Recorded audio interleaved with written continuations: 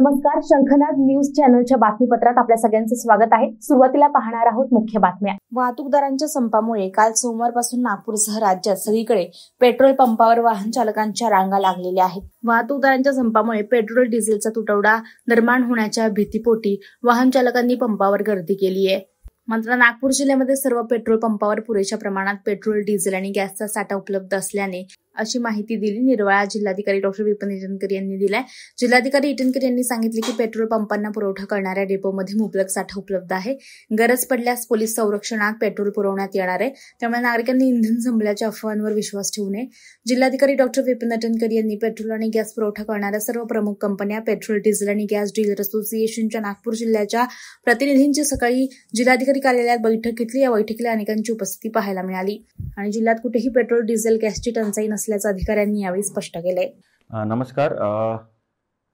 मागच्या कालपासून आपण बघितलं असेल की सोशल मीडियामध्ये हे जे ड्रायव्हर्स सगळ्या लोकांचं पूर्ण स्ट्राईकच्यामुळे ज्या पॅनिकमुळे सगळे नागरिक घराच्या बाहेर पडून पेट्रोल पंप, डिझेल पंपावर अननेसेसरी गर्दी करून पॅनिक बाईंग जे करत आहे, मी सगळ्यांना सांगू इच्छितो की आजच आमची सगळ्या IOCL, BPCL, HPCL या ऑइल कंपनीसोबत, पेट्रोल पंप असोसिएशनसोबत सगळ्यांसोबत आज बैठक पार पडलेली आहे आणि नागपूर जिल्ह्यामध्ये पेट्रोल, डिझेल आणि LPGचा मुबलक साठा उपलब्ध आहे।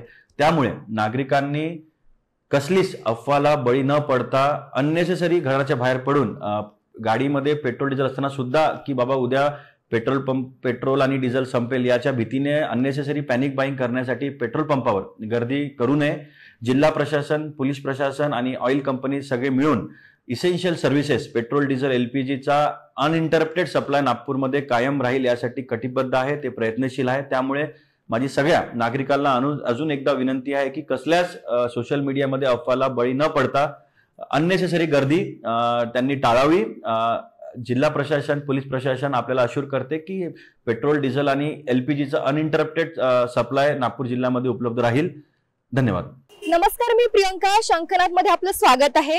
आता आपण पोलीस लाईन टाकडी येथील इंडियन ऑइल पेट्रोल पंप इथे आलेलो आहोत। आपण बघू शकता पेट्रोल पंप पूर्णपणे बंद झालेला आहे आणि नागरिकांची पेट्रोलसाठी गर्दी ही वाढत चाललेली आहे।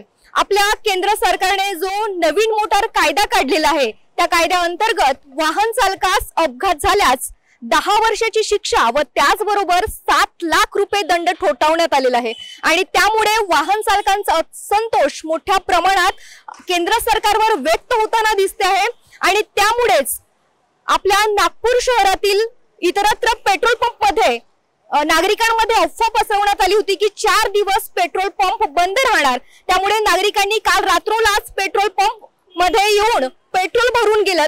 त्यामुळे आता प्रत्येक पेट्रोल पंप येथील स्टॉक संपलेला आहे, त्यामुळे वाहन चालकांची गर्दी या पेट्रोल पंप वरती मोठ्या प्रमाणात दिसते आहे आणि नागरिकांचा असंतोष सुद्धा मोठ्या प्रमाणामध्ये व्यक्त होताना दिसते आहे। मैडम देखिए, जैसे हमने कल से देखा है कि हम हाईवे पे भी कल गए थे, वो ट्रक आंदोलन जो चल रहा है इसके कारण सर्वसामान्य नागरिक को बहुत तकलीफ हो रही।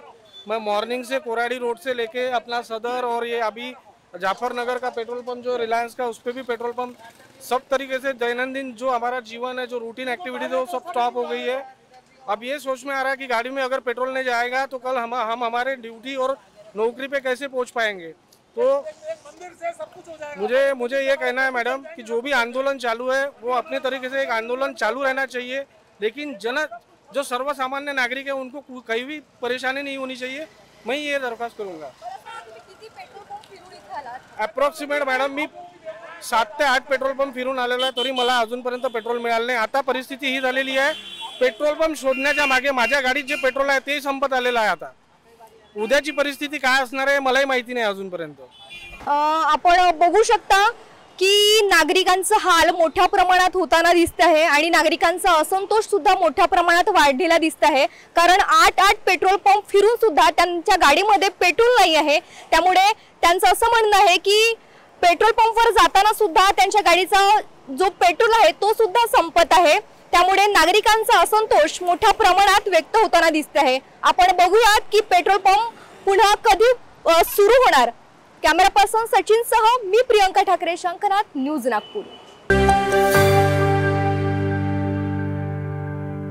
तर हे होतं आजचं बातमीपत्र. पुन्हा भेटूयात पुढच्या बातमीपत्रात. नमस्कार. Tulsiramji Gaikwad Patil college of engineering and technology संचालकातर्फे समस्त प्राध्यापक, कर्मचारी, विद्यार्थी यांना नूतन वर्षाच्या हार्दिक शुभेच्छा.